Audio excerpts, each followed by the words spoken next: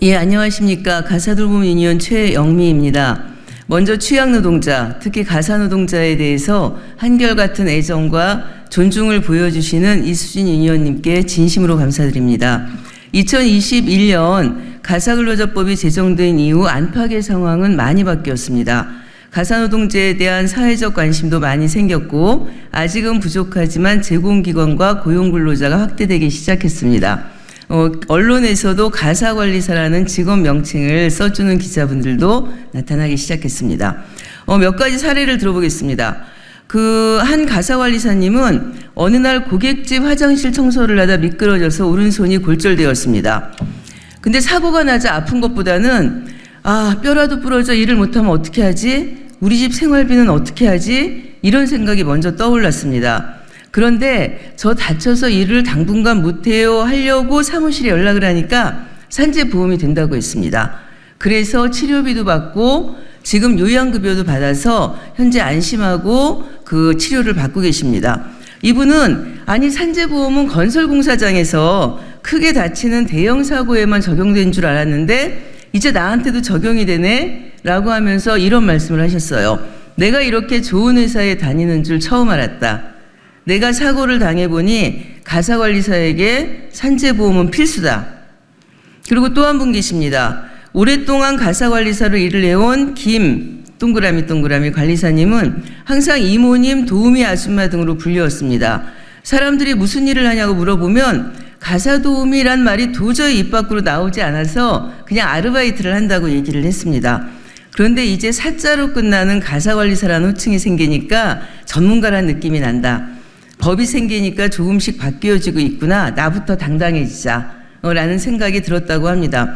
그런데 이러한 변화에도 불구하고 아직 그 70년의 장벽을 깨기에 법이 시행된 2년은 짧은 세월이고 90% 이상의 가사노동자들은 근기법 11조 가사 사용인 적용 제외 조항에 갇혀서 여전히 사각지대에 머물고 있습니다. 배달, 퀵서비스, 방과후 강사 등에게는 산재와 고용보험이 확대되고 있지만 우리들에게는 오로지 이 법밖에 없습니다. 하나도 없습니다. 이 점에서 오늘 가사근로자법 활성화의 기반 조성을 위해 근로자뿐 아니라 종사자를 위한 조항이 기본 계획에 들어간 것을 반갑게 생각합니다. 이 법이 마중물이 되어서 좀 더 빠르게 이 혼탁한 시장에 규율이 만들어질 수 있었으면 좋겠습니다. 참고로 어제 ILO 총회에서는 돌봄 경제, 가사노동자를 포함한 모든 돌봄 노동자에게 투자하라라는 주제로 디스커션이 열렸고 오는 10월에 구체적인 계획이 발표될 예정이라고 합니다.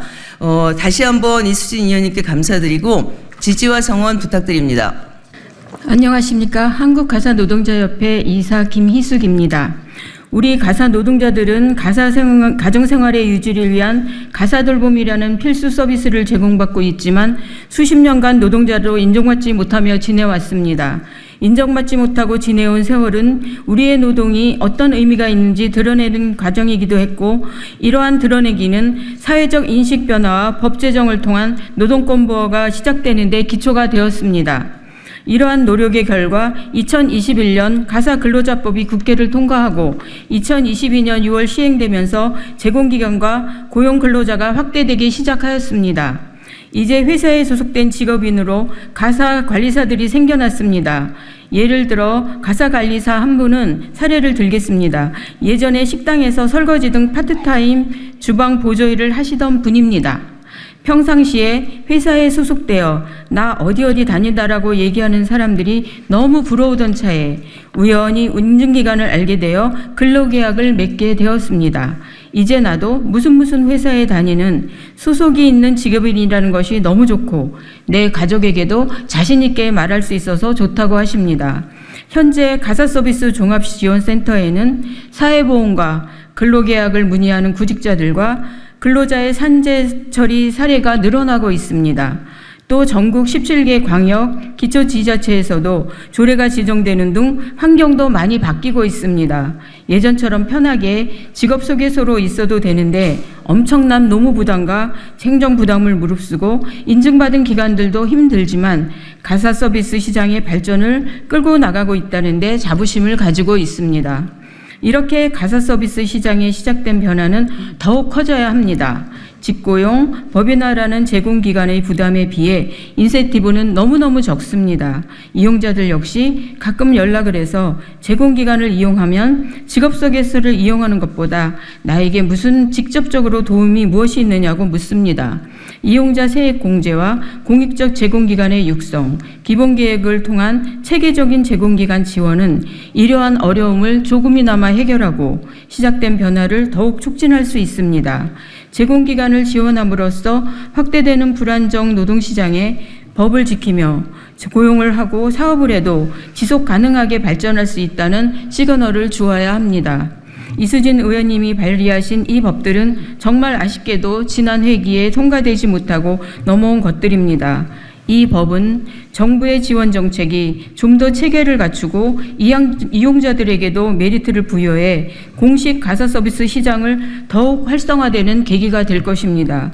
법을 발의해 주신 이수진 의원님께 다시 한번 감사드리며 가사 근로자법이 더욱 활성화될 수 있도록 많은 분들에게 관심과 지지를 부탁드립니다. 감사합니다. 가사노동을 보통의 직업으로, 새로운 사회 서비스로, 최근 가사 서비스는 1인 가구와 맞벌이 가구의 증가 등 가족 형태의 변화로 우리 사회에 꼭 필요한 서비스가 되었습니다. 그런데 가사노동은 사업장이 아닌 가정에서 이루어진다는 이유로 비공식 노동으로 치부되고 노동법의 사각지대로 내몰리며 가사노동자는 열악한 처우와 환경에서 일했습니다. 지난 21대 국회에서 이수진 국회의원이 대표 발의한 법안 등이 입법되면서 가사노동자 고용 개선을 위한 법적 토대가 마련됐지만 입법 과정에서 법안에 담겼던 내용이 일부 빠지며 본래 의도했던 법적 효과를 온전히 달성하는 데 제약이 되고 있습니다. 가사근로자법은 인증 제공기관과 가사노동자의 근로계약을 통해 가사노동자의 권익을 보장하고 있지만 현행법은 인증 제공기관을 이용하는 데 대한 실제적인 인센티브가 없어 제도가 활성화되지 못하고 있습니다. 영리를 목적으로 가사 서비스 사업을 운영하는 기업 등과는 달리 양질의 일자리와 양질의 가사 서비스 창출을 목적으로 하는 공익적 제공기관을 육성하여 법의 실효성을 높일 필요가 있지만 이에 대한 규정이 담겨지지 않았습니다. 체계적인 정책 추진을 위해서는 중장기 기본계획을 기초로 시책을 수립해야 하지만 현행법은 이에 대한 근거가 없습니다. 이번 개정안은 기본계획을 수립 시행하도록 규정하였고 아울러 기본계획의 내용에 제공기관과 근로계약을 맺지 못한 가사서비스 종사자의 고용 개선에 대해서도 기반 조성을 위한 사항으로 포함시켰습니다.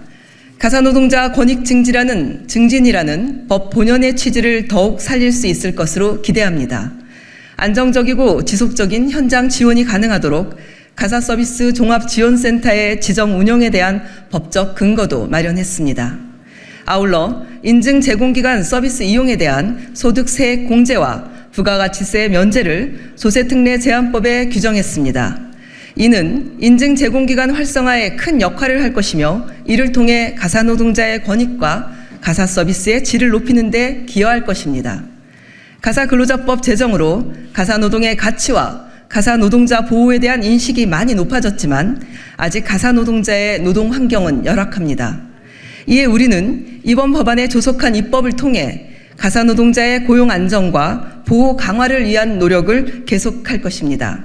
많은 관심과 지지를 부탁드립니다. 감사합니다. 2024년 6월 17일 국회의원 이수진, 한국노총 전국연대노조 가사돌봄 유니온, 사단법인 한국가사노동자협회.